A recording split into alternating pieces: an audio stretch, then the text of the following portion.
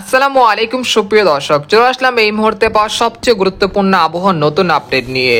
আজ 23 ফেব্রুয়ারি সোমবার এবং আগামীকাল 4 ফেব্রুয়ারি মঙ্গলবার কেমন থাকতে পারে আগামী 24 থেকে 48 ঘন্টার আবহাওয়া। বাংলাদেশ থেকে শুরু করে ভারতের আসাম, মেঘালয় এবং উত্তর থেকে দক্ষিণবঙ্গ ও ত্রিপুরা রাজ্যে আগামী 24 থেকে 48 ঘন্টার মধ্যে যেসব জেলাগুলোতে এবং যেসব স্থানে তীব্র থেকে অতি তীব্র মাত্রার ঘন কুয়াশা দেখা মিলতে পারে এবং কবে নাগাদ একেবারেই মতো শীত বিদায় নিতে পারে এবং আগামী 13 থেকে 14 ফেব্রুয়ারি দেশ জুড়ে আবারও বিক্ষিপ্ত আকারে বৃষ্টি ও বজ্রপাতের সম্ভাবনা রয়েছে এবং কয়েকটি জেলাতে কালবৈশাখী ঝড়ও বয়ে যেতে পারে। এছাড়া ফেব্রুয়ারি মাসের শেষ দিকে দেশের একাধিক জেলায় কালবৈশাখী ঝড়ের আশঙ্কা রয়েছে। তো এই বিষয়ে বিস্তারিত জানিয়ে দেব। তো আপনি কোন জেলা থেকে আমাদের এই আবহাওয়ার খবরটি দেখছেন, আপনার জেলার নামটি আমাদের কমেন্ট বক্সে জানিয়ে দিবেন। আর সবার আগে সবার প্রথম সঠিক আবহাওয়ার খবর জানতে আমাদের চ্যানেলটিকে সাবস্ক্রাইব করে রাখুন। এবার জেনে নেওয়া যাক এক নজরে।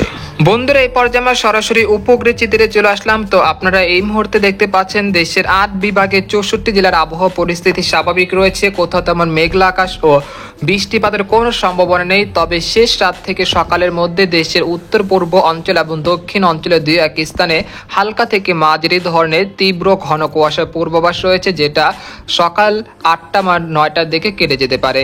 এছাড়া দক্ষিণবঙ্গের বেশ কয়েকটি জেলাতেও হালকা মাঝারি ঘন কুয়াশা দেখা মিলতে পারে আগামীকাল। তো সে বিষয়ে আপনাদেরকে জানিয়ে দিচ্ছি। তো আজ রাতে তেমন আবহাওয়ার কোনো পরিবর্তনের আশঙ্কা নেই ইনশাল্লাহ। তো আপনাদেরকে জানিয়ে দিচ্ছি আগামীকাল কেমন থাকতে পারে আবহাওয়া, সেটা আপনাদেরকে এক নজরে দেখে দিচ্ছি। আমরা ইউরোপিয়ান আবহাওয়ার যে সরাসরি পূর্বাভাস রয়েছে সেখানে চলে আসলাম। এখান থেকে আপনারা দেখতে পাচ্ছেন যে আগামীকাল ভোর 5টার দিকে দেশের নদী অববাহিকা, তারপর হচ্ছে চর রাজিতপুর, তারপর চিলমারি, কুড়িগ্রাম, এখানে রয়েছে সরিষাবাড়ি, জামালপুর, তারপর রয়েছে সিরাজগঞ্জ, বগুড়া, তারপর এখানে হচ্ছে ফুলপুর, ময়মনসিংহ, নেত্রকোনা, তারপর রয়েছে সুনামগঞ্জ, ইটনা, জগন্নাথপুর, তারপর নেত্রকোনা, এই অঞ্চলে দুই এক স্থানে হালকা থেকে মাঝারি আবার কোথাও কোথাও তীব্র ঘন কুয়াশাও দেখা মিলতে পারে। এছাড়া ঢাকা, তারপর কাপাসিয়া, নাগপুর, ফরিদপুর, মাদারীপুর এবং পদ্মা নদীর তীরবর্তী অঞ্চলগুলো, তারপর রয়েছে ফরিদগঞ্জ, তারপর রয়েছে নাগপুর, তারপর হচ্ছে পাবনা, এই অঞ্চলের আকাশ কিন্তু প্রায় পরিষ্কার থাকতে পারে। তবে সকালের দিকে হালকা কুয়াশা থাকলেও সেটা বেলা বাড়ার সাথে সাথে কেটে যেতে পারে ইনশাল্লাহ।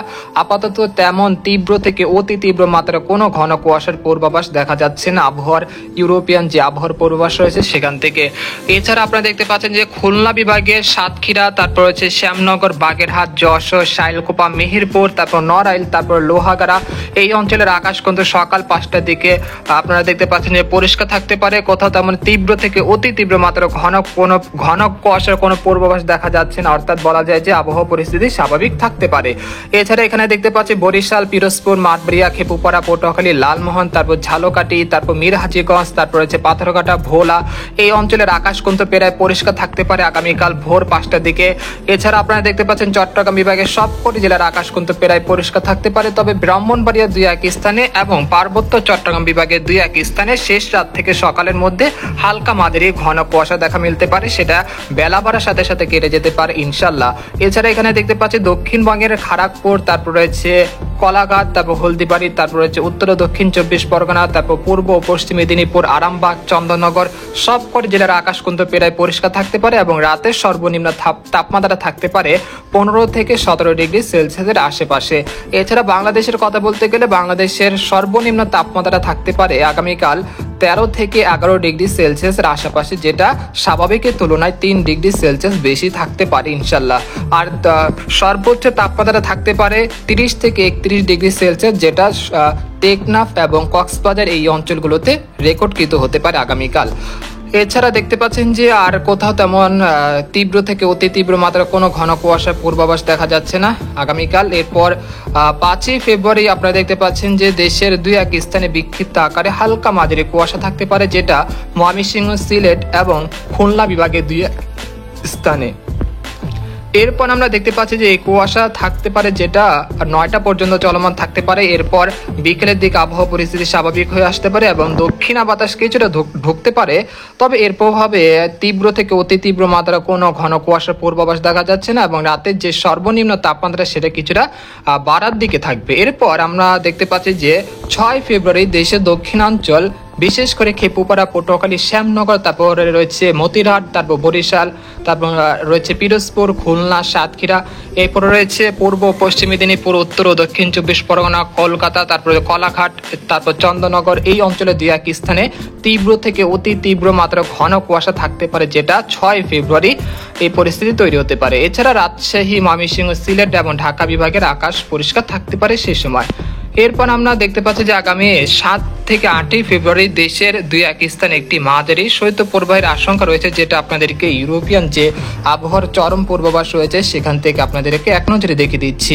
তো আপনারা দেখতে পাচ্ছেন যে আগামী 5 ফেব্রুয়ারি তাপমাত্রা কিছুটা বাড়তে পারে, এরপর হঠাৎ তাপমাত্রা কমে যেতে পারে, যেখানে সর্বনিম্ন তাপমাত্রা নেমে যেতে পারে 9 থেকে 10 ডিগ্রি সেলসিয়াসের আশেপাশে। এর ফলে রংপুর, রাজশাহী, ময়মনসিংহ বিভাগে দুই এক স্থানে একটি হালকা মাঝারি শৈত্যপ্রবাহের আশঙ্কা রয়েছে, যেটা সর্বনিম্ন তাপমাত্রা নামতে পারে 8 থেকে 9 ডিগ্রি সেলসিয়াসের আশেপাশে।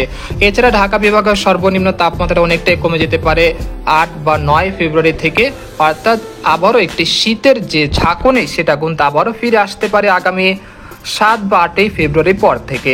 তাই আপনারা এই শীতের জন্য আবারও পূর্ব প্রস্তুতি নিয়ে রাখুন। এটা এই বছরের মতো শেষ শৈত্যপ্রবাহ হতে পারে, তাই আপনারা সেটা উপভোগ করতে পারেন। এছাড়া আপনাদেরকে জানিয়ে দিব যে কবে নাগাদ কালবৈশাখী ঝড় আসতে পারে, সেটা এক নজরে দেখে দিচ্ছি।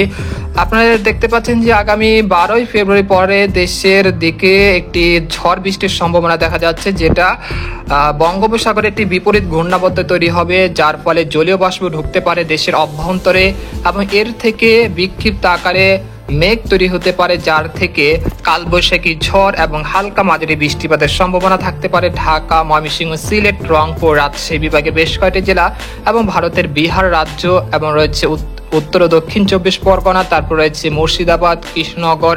এই অঞ্চলগুলোতে আগামী দিনে কিছুটা বৃষ্টিপাতের সম্ভাবনা থাকছে, যেটা 12 তারিখের পরে হতে পারে ইনশাল্লাহ।